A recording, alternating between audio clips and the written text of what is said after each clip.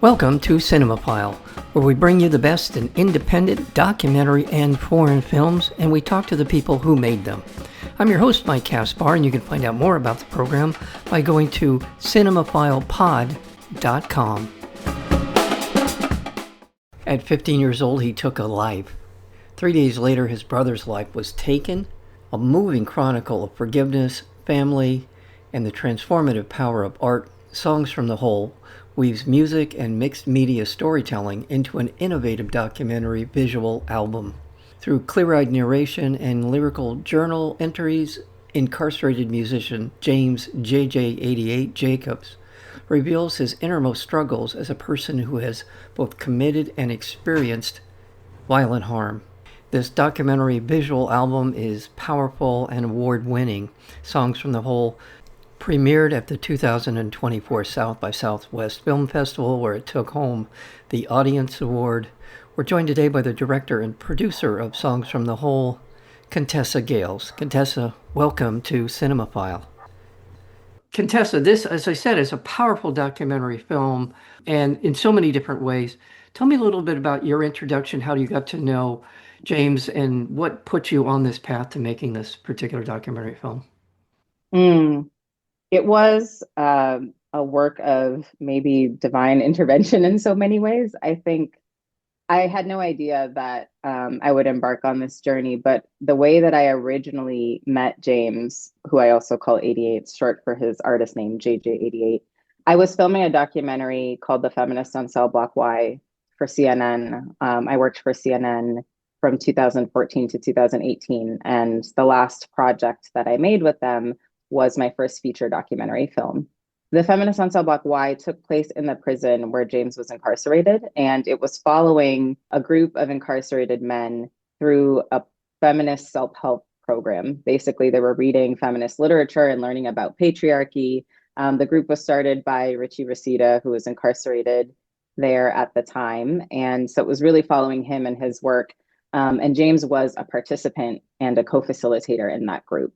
And so I got to hear just a little bit of his story of coming to meet the person who killed his brother while he was incarcerated and ultimately confronting him, and that confrontation ending in forgiveness and reconciliation.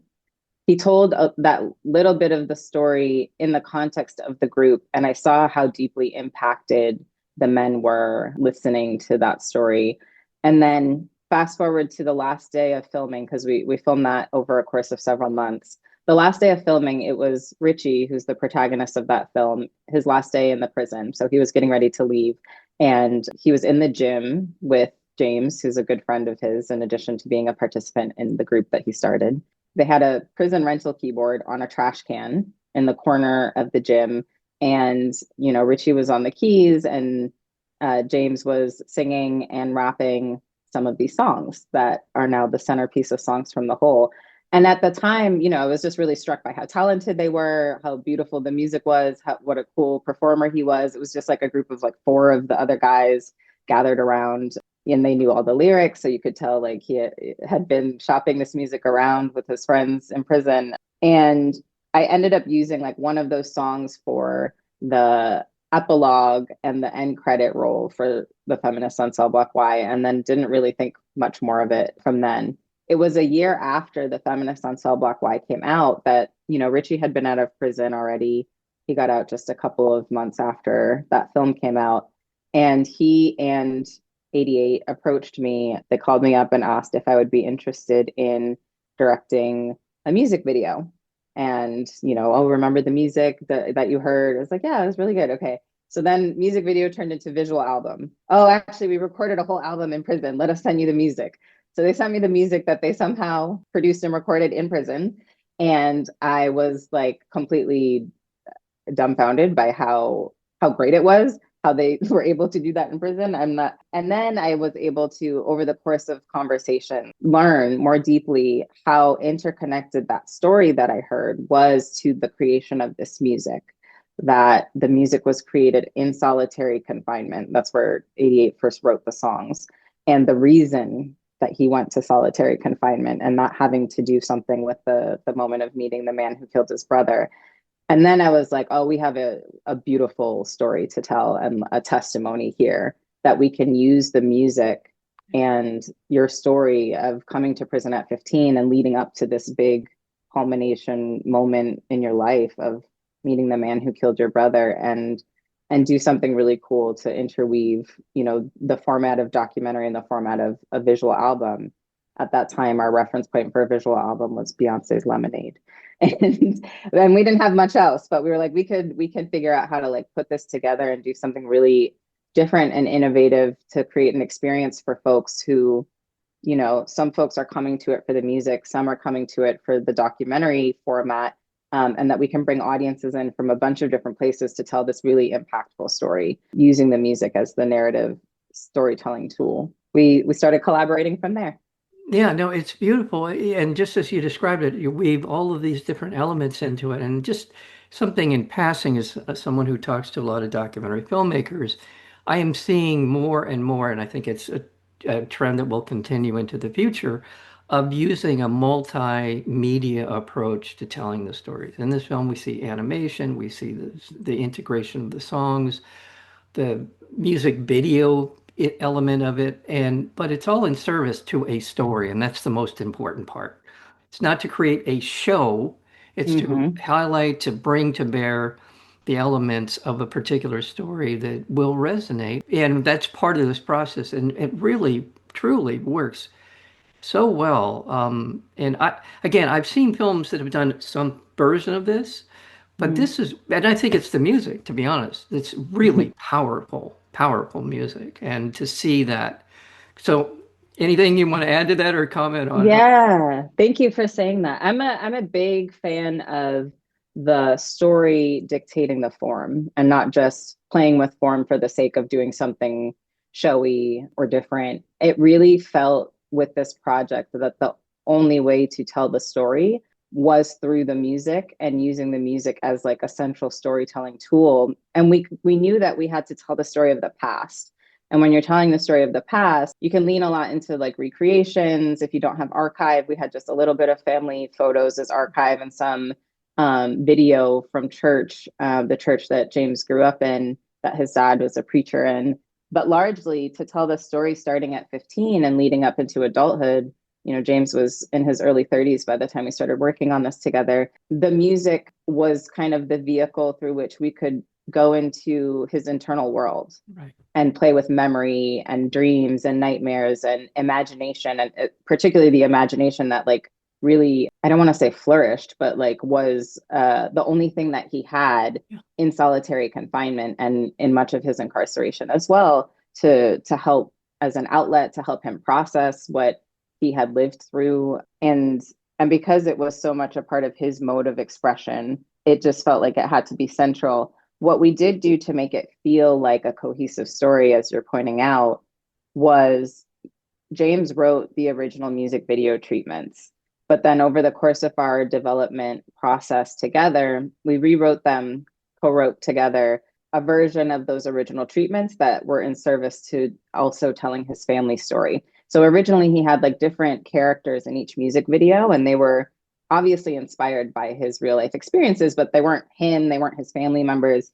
And he was kind of externalizing some of his very personal experiences. And together we rewrote them so that, we have child version of you portrayed by an actor, and that's like the childhood coming of age years. And then we have the adult version of you, and it's just you and your family story. And it speaks to larger themes. It speaks to like universal truths, but it is rooted in like this one family. And so that's how we ended up making sure that each song and each music video interwoven with the documentary interviews and the narration over the prison phone calls that James is doing for us, felt like everything was building on top of each other and pushing the story forward. Um, Nice. and there are a couple of songs in it early on. I want to get into his particular story and what happened to him along the way. Mm-hmm. But when there's one song in particular where he is in the process of kind of, well, for lack of a better word, psyching himself up to Mm-hmm. be the guy in the neighborhood who everyone will fear, Mm-hmm. some manner of Mm-hmm. speaking. Mm-hmm. It's just to hear it in song. And I think that's one of the beautiful things about song is they're able to kind of leapfrog a lot of just our minds that go straight to like an emotional place. And I felt that emotion. I felt what he was, I think, putting across, which was this was an act of necessity in some ways, the only way he was going to survive, how he grew up in this mindset, if you will. It was just, I don't know why I'm focused on this, but it just was so powerful. I really felt that connects so much of the rest of the story to him and Mhm. how he ended up where he did and how he came through it too, because there was a lot of power in the way that he was addressing in that song. Yeah, that song is Betrayal, right? Yeah, That's the one you're talking about. yeah, yeah. It's That's actually it. one of my favorite songs on the Yeah, album and in the whole film. And obviously it's striking you too. I think the thing about this whole concept of the visual album documentary and why one of the reasons why I knew we could pull this off was because the music is so good. yeah, If the music was just kind of like mediocre and we were trying to pull this off, it wouldn't work. It wouldn't land. And add on to it that like it was written in solitary confinement. It was originally produced and recorded in prison. 88 was incarcerated the whole time that we were working on the film. And it was about 8 months into post production, into our edit, that he was, well, yeah. that he's Well, yeah, freed. So, yeah, spoiler alert. yeah. Um, and then he had the opportunity with Richie, who produced the music with him in the prison, to reproduce it with, outside producers, Twin Towers, Dylan Wiggins, and work with live musicians to really like elevate the musical experience from what they had. They didn't have access to much in prison, but what they had and what they originally showed me was powerful enough that I was like, yes, I'm on board. I didn't know that we were going to have like a fully reproduced and re-recorded with live musicians version to work with in the film. I'm really grateful that we did, and obviously that 88 came home. But even those original recordings were powerful enough that I knew we Yeah. had something really special. Oh, absolutely. Believe that because what you see is, yeah, really powerful.